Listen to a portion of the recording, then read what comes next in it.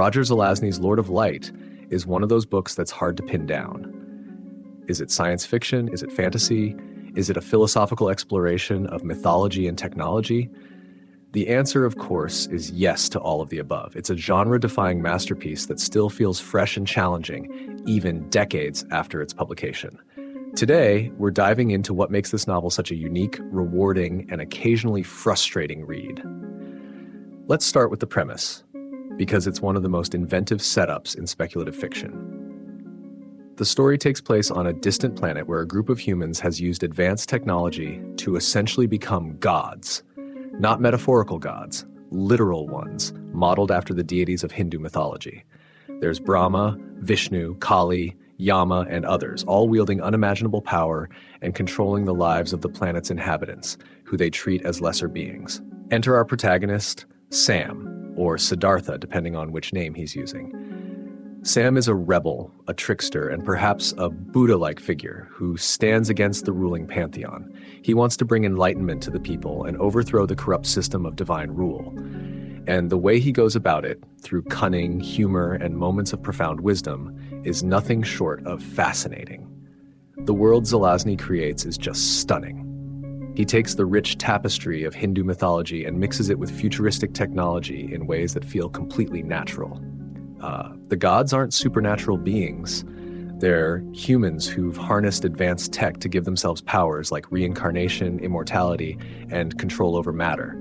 They've built their own version of a celestial city, complete with flying palaces, yet the world outside is raw and untamed, filled with danger and beauty.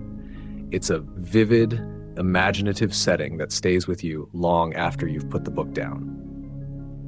Now, the story itself is anything but straightforward. Zelazny doesn't tell it in a linear way. Instead, the narrative jumps around in time, weaving together past and present to slowly reveal the bigger picture. On one hand, this approach adds a mythic quality to the tale, making it feel like an ancient epic. On the other hand, it can be disorienting, especially if you're not familiar with the characters or the mythology. I'll be honest, it's a book that demands your full attention. It doesn't hold your hand, and that's part of what makes it brilliant, but also part of what makes it challenging. Zelazny's prose is another highlight. It's poetic, lyrical, and often philosophical. He writes with a sense of grandeur that perfectly suits the story's themes. There are moments where you just want to stop and reread a sentence because it's so beautifully crafted. At the same time, there are sections where the prose can feel a bit dense, and if you're not in the right mindset, it might come across as overly flowery. But when it works, and most of the time it does, it elevates the story to another level. One of the most intriguing aspects of the book is how it tackles big ideas.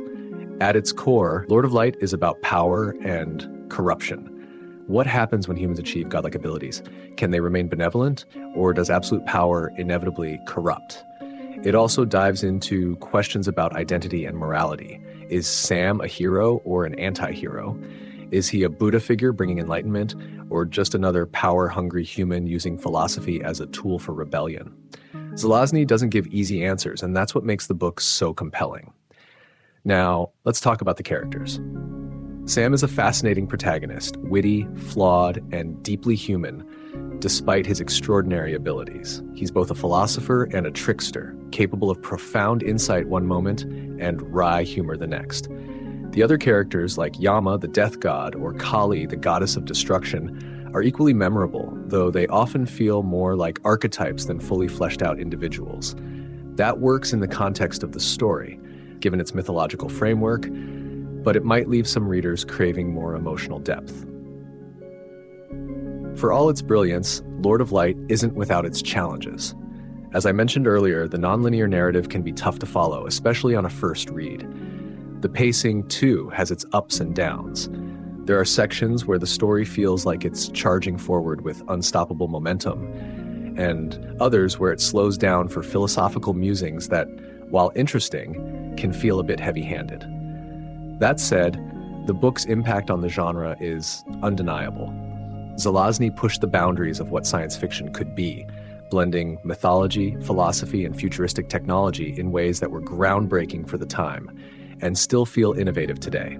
It's no surprise the book won the Hugo Award in 1968 and it remains a touchstone for writers exploring similar themes. So, would I recommend Lord of Light? Absolutely, but with a caveat. It's not an easy read, and it's not meant to be. If you're someone who loves a straightforward, fast-paced story, this might not be for you. But if you enjoy books that challenge you, that make you think, and that stay with you long after you've finished, this is a must-read. It's a book that rewards patience and engagement, and it's one you'll find yourself coming back to again and again. And that's my take on Lord of Light. What about you? Have you read it?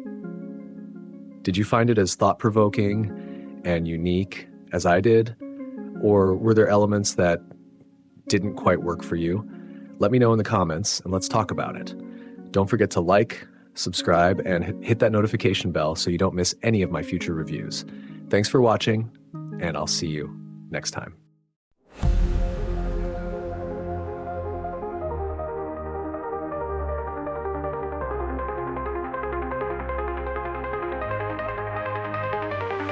In shadowed halls where myths collide, stars align on cosmic tide. Whispers of the ancient past forge the future bright and vast.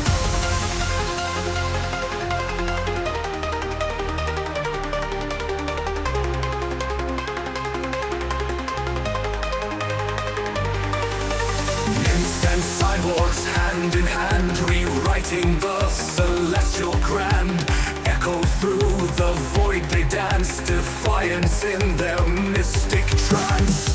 Rise up from the earthly chains, transcend the limits of your brains.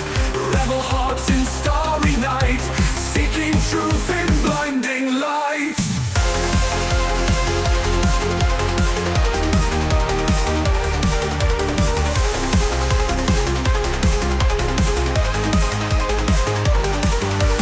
Galaxies will bow and bend to knowledge we now comprehend. In unity our voices soar, breaking barriers evermore. Titans call in digital veins, unyielding through the astral planes. Algorithms weave our fate, mystic codes closed in opaque. Rise up from the earthly chains, transcend the limits of your brains.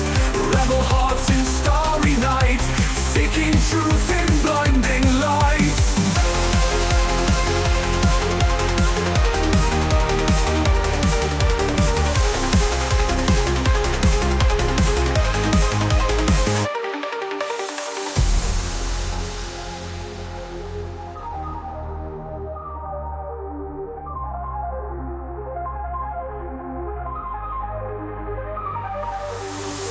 Rise up from the earthly chains, transcend the limits of your brain.